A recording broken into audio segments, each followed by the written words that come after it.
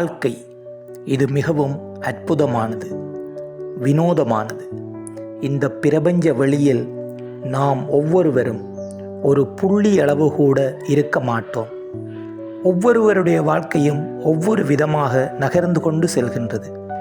ஆற்றிலே விழுந்த இலை அந்த ஆற்றின் வேகத்தை மிஞ்சியோ அல்லது தணிந்தோ நகர்வதில்லை.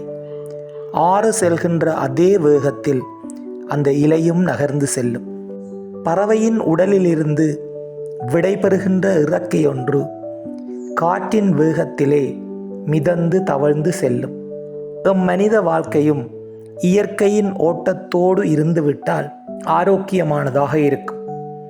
ஆனால் நாமோ அறிவியல், ஆன்மீகம் என்ற இரண்டு தளங்களுக்கு இடையிலே அகப்பட்டு எம் வாழ்க்கை போக்கை என்ன செய்வது என்று தெரியாது வாழ்ந்து கொண்டிருக்கின்றோம். இயற்கையை நோக்கினால் மரங்கள், அது தனக்கு வேண்டிய அனைத்தையும் சூழலிலிருந்து பெற்றுக்கொள்ளும். மண்ணிலிருந்து தனக்கு வேண்டிய நீரையும் உரத்தையும் பெறுகின்றது. அதே நேரத்தில் இலையுதிர் காலம் வந்ததும் தான் எங்கிருந்து பெற்றேனோ அந்த இடத்திற்கே மீண்டும் தன் இலைகளை சருகுகளாக உதிர்த்து உரமூட்டி கொண்டிருக்கின்றது. வானத்தில் தவழ்கின்ற முகில் பூமியில் உள்ள நீரை உறிஞ்சுகின்றது. கால ஓட்டத்தில் அந்த நீரை மீண்டும் இயற்கையிடம் திருப்பி செலுத்துகின்றது. மழை, மனிதன் ஒருவனே இயற்கையில் இருந்து பெறுகின்றவற்றை மீள வரவு வைக்காமல் இருக்கின்றான். அறிவியல் என்று கூறிக்கொண்டு ஏதோ அலட்டிக்கொண்டு இருக்கின்றான். உண்மையில் அறிவியல் என்பது என்ன?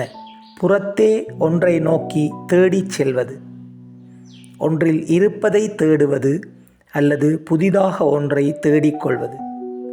உண்மையில் அறிவியல் வளர்கின்றது என்றால் மனிதனுடைய ஆரோக்கியம், ஆயுள் அனைத்தும் அதிகரிக்க வேண்டும்.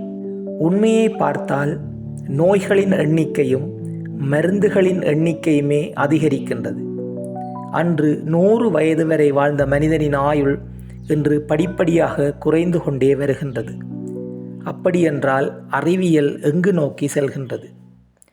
பூமியில் உள்ள நீரை பாதுகாக்க முடியாத நாம் செவ்வாய் கிரகத்தில் நீர் இருக்கின்றதா என்பதற்காக பல மில்லியன் டாலர்களை செலவழித்து கொண்டிருக்கின்றோம். இன்னும் பல கோடி ஆண்டுகள் உயிர் வாழ்க்கைக்கு உகந்த பூமியை பாதுகாப்பதை விடுத்து வேற்று கிரகங்களை ஆராய்வதாக கூறி விண்வெளி குப்பைகளை கொட்டி கொண்டிருக்கின்றோம். நாம் ஒவ்வொருவரும் சிந்திக்க வேண்டிய நேரம் வந்துவிட்டது. ஆன்மீகம் என்பது தன்னுள்ளே தேடுதல், அறிவியல் என்பது தனக்கு வெளியே தேடுதல். நாம் ஒவ்வொருவரும் எம்மை நன்கு உணர வேண்டும். தன்னைத்தான் உணர்ந்து கொண்டால், இந்த பிரபஞ்ச வெளியோடு தானும் ஒரு அங்கம் என்று உணர்ந்து கொண்டால், இயற்கையில் ஓர் அங்கம் என்று மனிதன் தன்னை உணர்ந்து கொண்டால், இந்த வாழ்க்கை மிகவும் இன்பமயமானதாக இருக்கும். நன்றி.